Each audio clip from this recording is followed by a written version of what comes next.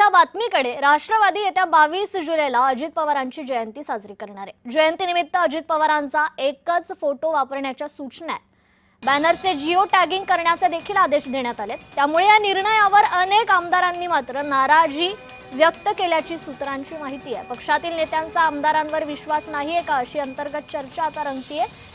या संदर्भातच आपण प्रतिक्रिया घेऊया। तर राष्ट्रवादीचे नेते अमोल मिटकरी जी आपल्या सोबत जोडले गेलेले आहेत। अमोलजी, आपलं स्वागत आहे जय महाराष्ट्र मध्ये।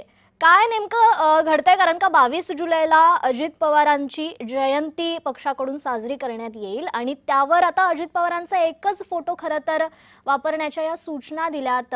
अंतर्गत अशा चर्चा आहेत, आमदार नाराज आहेत। काय पहिली प्रतिक्रिया?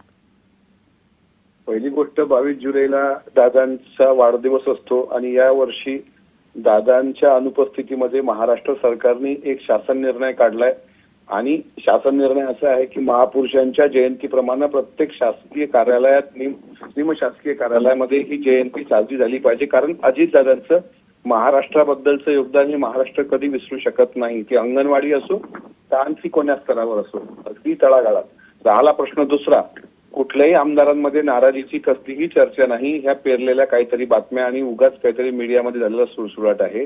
तिसरं महत्वाचं की दादांच्या जयंतीला एकच फोटो, कारण मागे सुद्धा सांगितलं होतं की ज्यांना कोणाला फोटो लावायचा असेल तर एक अधिकृत फोटो पक्षाकडून राज्यसभेचे खासदार पार्थदादा पवार यांनी ते जाहीर केलं होतं की हाच फोटो आपण वापरावा आणि तोच फोटो वापरायला सांगितलाय, जेणेकरून एक मेसेज प्रॉपर जाणार। काय होतं, कधी कधी AI चे फोटो लावले जातात, कधी कधी आणखी वेगळ्या पद्धतीचे फोटो लावले जातात, कधी कधी मास्क करून फोटो लावतात। काय एखादा कोणीतरी गुंड प्रवृत्तीचा माणूस तो दादांना केक भरवताना असा मास्क केलेला फोटो, असं काही होऊ नये त्याच्याकरता पक्षांनी घेतलेला हा निर्णय आहे।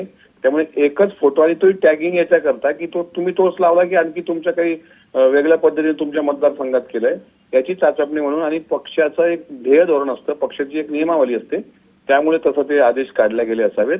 मात्र आमदारांमध्ये आमच्यावर विश्वास नाही का, आम्हाला हे पटलं नाही असं कुठलीही चर्चा नाही आहे। ह्या फक्त मीडियातल्या चर्चा आहेत।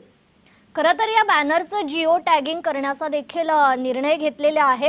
जसं की आपण म्हणालात की एक संदेश जावा म्हणूनच एकच फोटो वापरण्याचा हा निर्णय, परंतु कुठेतरी भावना देखील असतात, त्या भावनेला देखील महत्त्व असतं अमोलजी।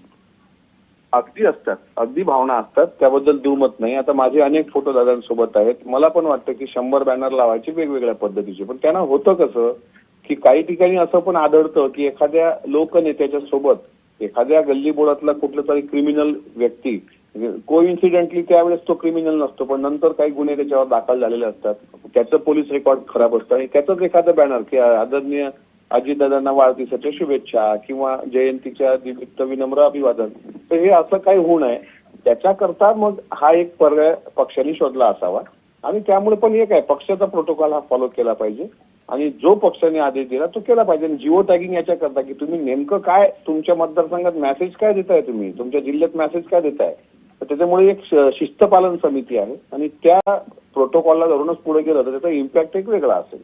जी निश्चितच। अमोलजी, धन्यवाद आपण दिलेल्या या प्रतिक्रियेबद्दल।